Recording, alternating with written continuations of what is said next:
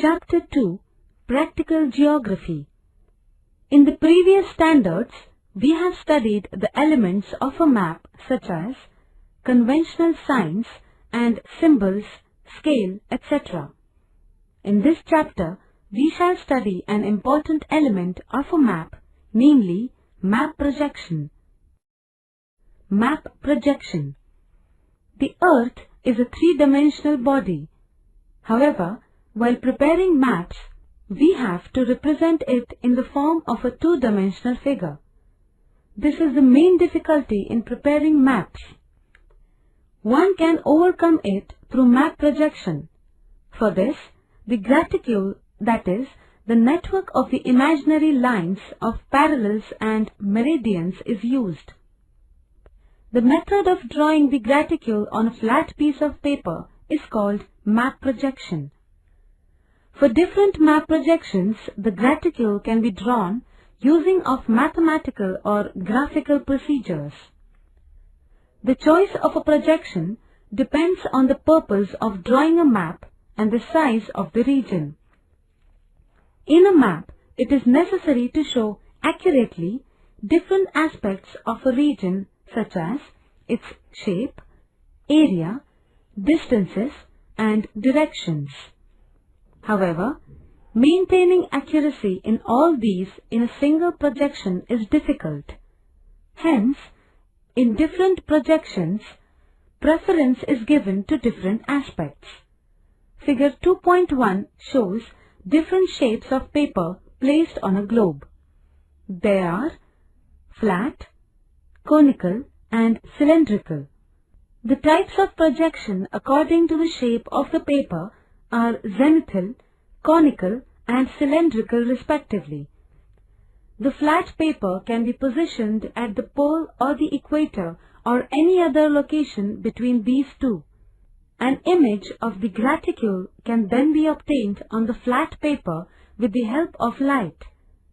Map projections can then be drawn using the image obtained on the paper. Try this. Take a round bamboo or plastic basket and place a lamp below it. Try to get the image of the basket's mesh on a piece of paper. Change the location and the shape of the paper. Observe the changes occurring in the image. Isolines. A line on a map joining places of equal values is called an isoline. For studying a given geographical variable, such lines are drawn on a map considering the values of the variable. Isolines are preferred for maps showing physical attributes. Isolines indicate the distribution of variables like temperature, rainfall, pressure, salinity, etc. Isolines for these are called isotherms, isoheights, isobars, and isohalines respectively. When isolines are close to one another, it indicates a rapid change in the given factor. When they are far away from one another, they indicate a slow change. For example, the slope of land can be gentle or steep. See figure 2.3 and try to understand the relation between difference in slope and the distances between isolines. Contours. The isolines for elevation are called contours. The line on a map joining points of same elevation is called a contour line. These lines collectively give an idea about the shape of a landform. They also give us an idea about the slope of the land. Contour lines can be used to indicate the following types of slope. Look at the figures to understand the types of slope when you read the matter given below. See figure 2.3, which shows uniform gentle and steep slopes. Number 1. Uniform slope. Equidistant contour lines on a map indicate a uniform slope. Number 2. Gentle slope. When the contour lines on a map are far away from one another, they indicate a gentle slope. Number 3. Steep slope. If the contour lines on a map are close to one another, the slope is steep.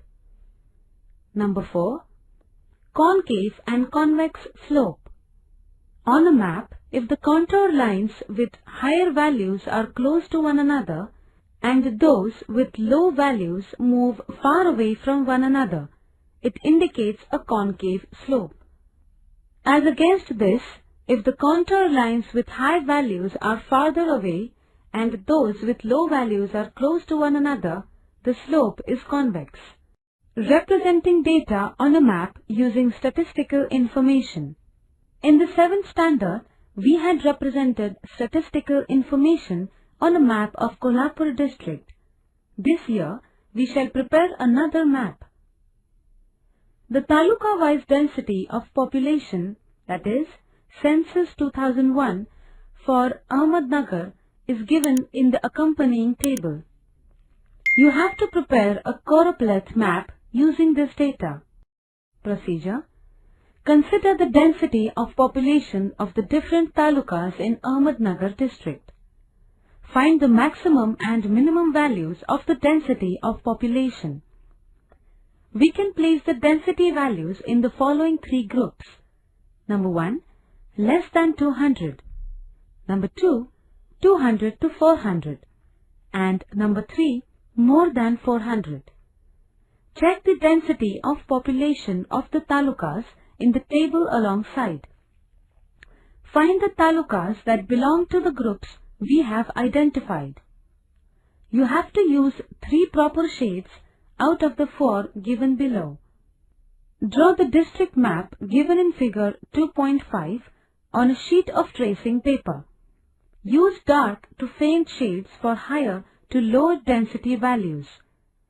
Give proper shades to different talukas on the basis of their density values and complete the map. Prepare an index and show the same in the map. This is how a choropleth map is prepared.